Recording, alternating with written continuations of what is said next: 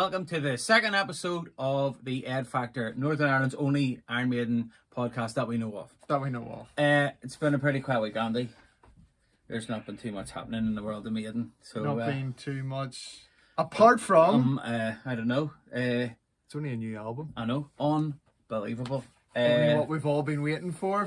We recorded the first podcast about Writing on the Wall, and then obviously...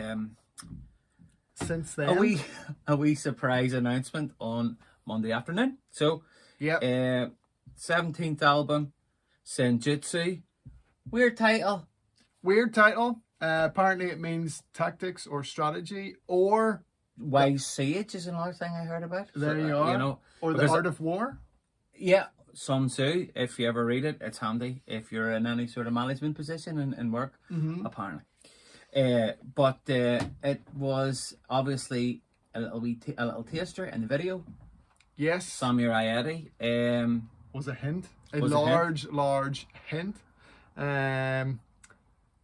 Be interesting to know whether the Sun and Steel beer put this in mind. They had a Samurai Eddie on it. Yeah. I wonder did that influence them in any way I'm not so sure. I don't know. Dig back into the kind of samurai lore or whatever. I don't know. You know how they like to sort of delve into the realms of all sort of cultures. Yep.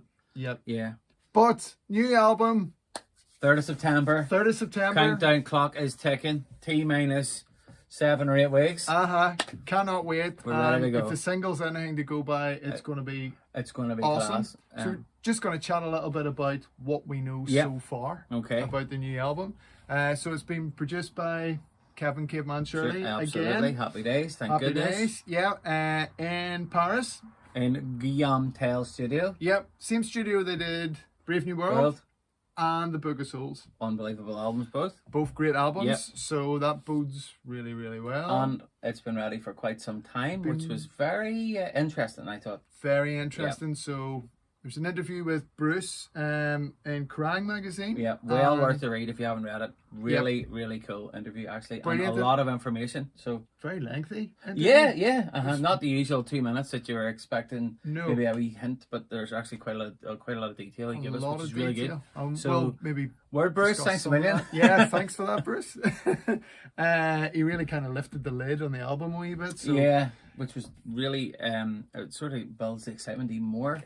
Big time. You know, obviously last episode we were talking about the marketing, the awesome effort that they made in the marketing. The build up and all, culmination in it. Gives a bit of more of an insight into that. Yeah. What about the cover? What do you think about the cover? So, the new cover? Yeah, the new cover, yeah. I think it's cool. I think it's a bit plain. I think it's cool, but I get it's another album with a black backdrop, and I know there has been a bit of feedback and that kind of thing. I don't know, when I look at some of the other artwork for the album, Mark Wilkinson is the artist. So it's the same artist that did the artwork for The Book of Souls. And I think Death on the Road.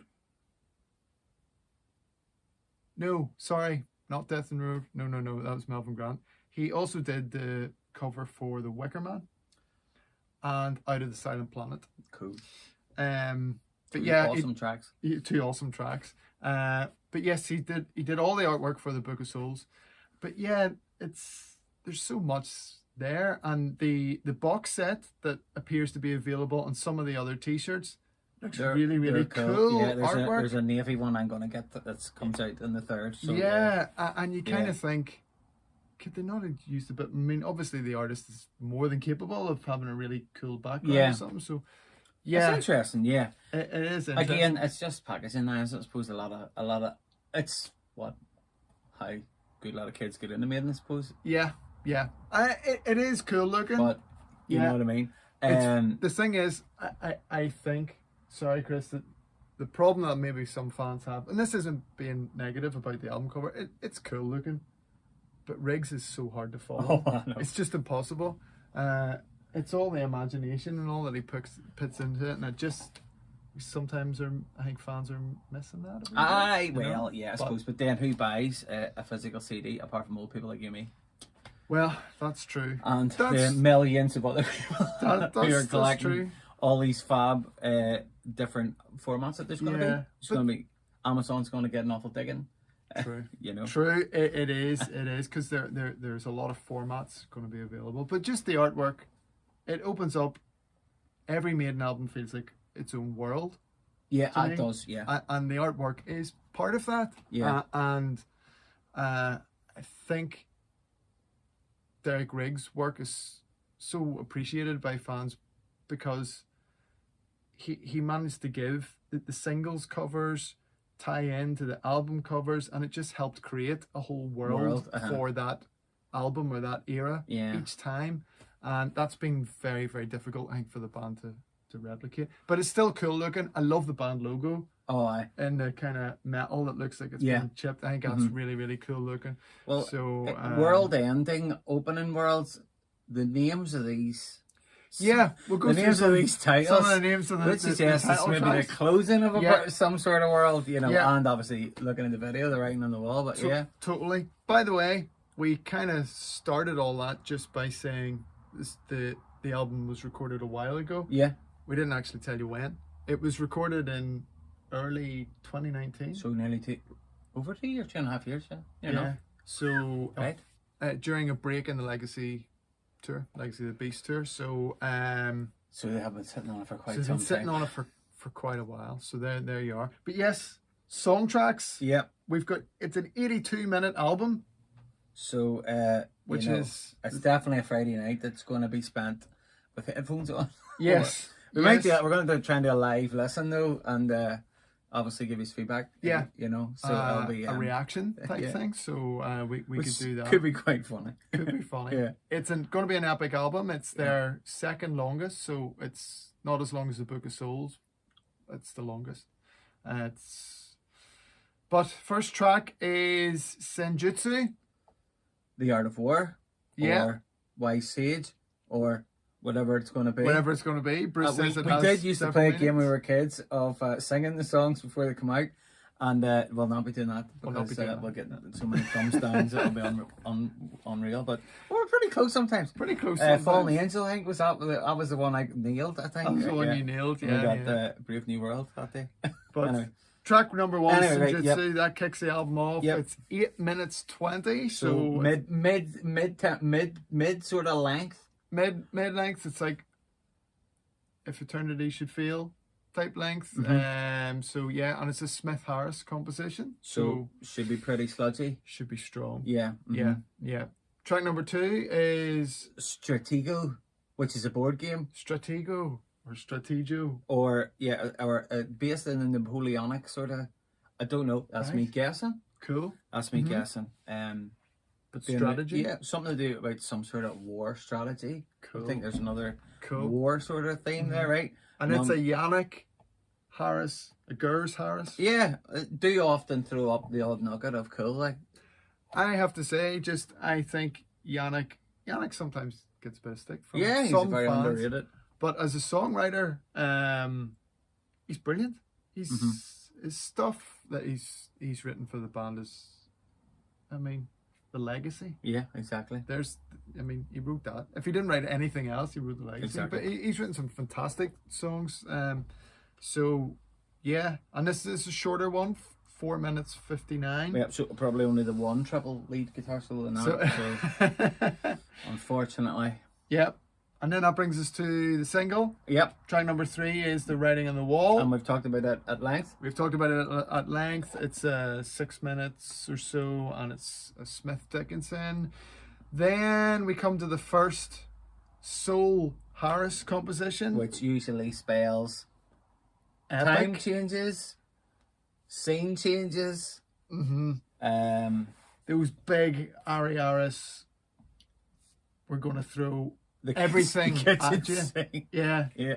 But that really have a storytelling and a mood and a kind of cinematic, you know. Yeah. It's 9.5 minutes long. And it's called Lost in a Lost World. I like that. I like that myself. Lost in a Lost World. How right on the money is that? Like, it could be somebody's Instagram story, couldn't it, really? It's not that you're just lost. you're really lost. So cool. Number 5, Days of Future Past, which is probably the best X-Men movie. So Could be X-Men.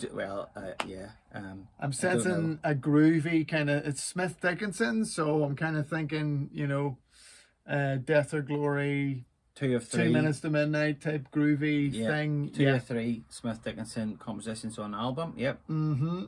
Next we have short as well. 403. short. So It's a shortest tune. concise. It's gonna be could be the starter live. I'm thinking something like that. We punch. Yeah. If they're going to do the whole album live, or if they maybe just do it in order, like we have seen so many times before. Yes, you never know. And they have started off, last couple of tours, they've started off, album tours, started off with pretty epics. If Eternity Should Feel, Final Frontier, I suppose. Aye, well, that's short. That's not like short. Yeah. Satellite. Aye, Satellite 15 before. What a tune. What a tune. But anyway. Yeah. The Time Machine. I think that's going to be my favorite track. Do you? I don't know. I have a feeling about that. Yeah. It's calling it or another one coming up, which is really tickling me. But anyway, the Time Machine. God knows. It's just over 7 minutes. It's a Gers Harris. So see about that. Sounds interesting. Yep. Then another Smith Dickinson and obviously Churchillian. Yep. Darkest Absolutely. Hour. And it's almost 7.5 minutes. So Dunkirk. Bordering. Yep. Blitz. Something like that. They need to sing about the Blitz or something like that. Yeah. Well, it sounds like they're gonna. That's definitely World War II. Right up my street. War history, but yeah, it'll be class. Gonna be awesome. Now we come into what I think is going to be the section of the album, and I hope we're not disappointed. We're not biased, but number 8, Death of the Celts. I was talking down to Romans. I'm thinking Romans. Something to do with Romans. Something to do with maybe Boudica, or I don't know. Maybe something like not chronologically, but maybe like a spiritual successor to the Klansman. Unbelievable track, but yeah, awesome. I don't know. It's got, and obviously being from Ireland, the Celts. It's got maybe the last time they were in Belfast, they got a bit of inspiration. Maybe it's something to definitely get or for us to get excited about. And there has been, like, obviously there's the Klansman, Scotland. Virtual 11, check it out. Yeah, Blood Brothers, I think, had definitely has a bit the of lilt in it. Yep, Celtic absolutely. Lilt. So there have been. Harris has dabbled. He has. So, and this is going to be 10 minutes of dabbling in it. So, I believe that this track was mentioned as being enormous in the Crying magazine. It's described as the enormous death of the Celts. Yeah, quoting here, all very gung-ho, all very maiden, all very defiant and bold. So that's a mission statement for the next 18 months. I don't know what's going to... Oh yeah. What's a mission statement? Cracking. Track number 9, now, it's either this or number 10, I think, are the ones that are calling me. Yeah. The Parchment. Yeah. Again, just by Harris. This is a hat trick of Harris epics. Yeah. Apparently, if you're getting the LP version, track 9's one side of the final LP, and track 10 is the final side of the final LP. That is My awesome. God, how cool is that? That is good. So basically, we've about 35 minutes of just Harris. Yeah. Here to close this album. So The Parchment, the longest track on this album, 12 minutes. It's going to be epic. 39 seconds. It's going to be epic. Of course. That has to be absolutely epic. And then the closer, Hell on Earth. That is going to be really, really cool. Hell on Earth. What a title. What a title. And I do think, I have some notes here. Did I mention that? Yeah. It's going to be all about... Steve's lyrics talk of armed children who are fighting in the name of God.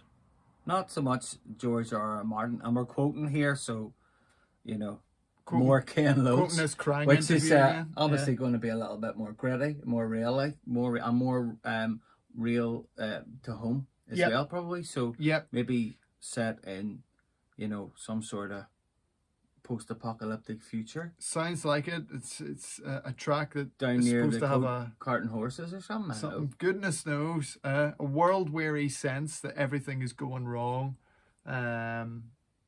You know, a bit of a song of despair. So really, But, they've actually predicted the future, because this was finished at the early Pre-COVID? 2019, Yeah. and they predicted COVID. So not only are they the greatest band of all time, Mm-hmm. the greatest marketing machine of all time, with the greatest covers and the greatest songs and the greatest players and the greatest frontman, But they predicted hell on but earth also they predicted the future too. So because they had a time machine. We went back and we oh got the my parchment. days. Oh my days of future past. Oh, Track yes, five. you see, Wow. it's all making sense It's now. it's making perfect sense to me. Making man. perfect sense. I am really looking forward to this. I don't know. I don't think I've ever looked forward to a Maiden album as much, which is weird because the last one we really looked forward to. We really looked we had a forward big to. party and all. Yeah, we had a listening party Yeah, and we had all a listening that. party. Loads of people come, But I guess it's because we haven't had any new music in such a long we time. haven't had anything. Like we've had cancelled gigs. We've had.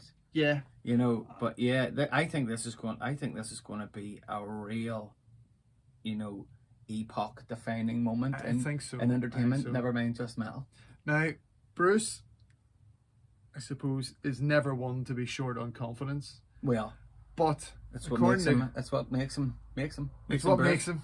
But according to Kerrang, they were kind of struck by just how confident Bruce is in how good this album is. He's actually said to the interviewer, when they hear this album, people are just going to say, "Fuck me."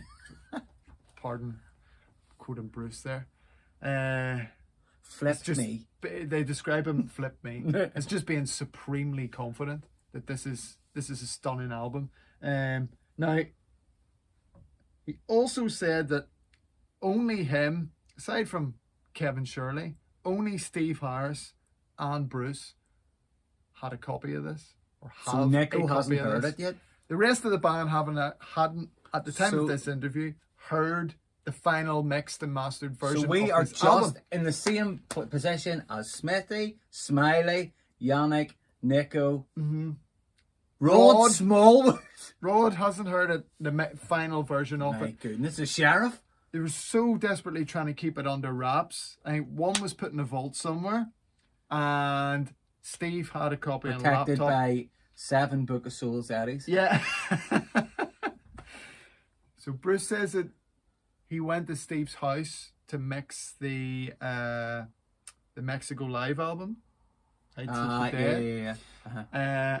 And it was then that he copied it off Steve. Like on a tape, like snuck a USBM out, Steve. Like, alright, so they're getting a pint of Ruddles. But they had listened to it together, so we'll stick it on. Haven't heard it in Have a kick such about. a long time.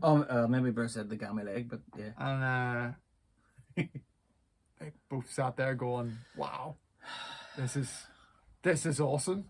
So it sounds like they're really chuffed with this album. Well, So we don't have too long to wait, man. don't have too long to wait. It sounds like something special. And what Chris was just saying there about Bruce's leg, it's another interesting. Yep. So he smashed his leg up, his Achilles tendon, and gigged with it, with his leg all mucked Yeah. up. Which, you know, for anybody that's seen Maiden Live, the guy can't stand still for more than about 5 seconds. So we didn't notice that. So Nope. this would have been, was it what, February, March, April, somewhere around that, 2019. He snapped his Achilles before finishing the album. So the last couple of tracks, he said he was singing them with his leg all swole up.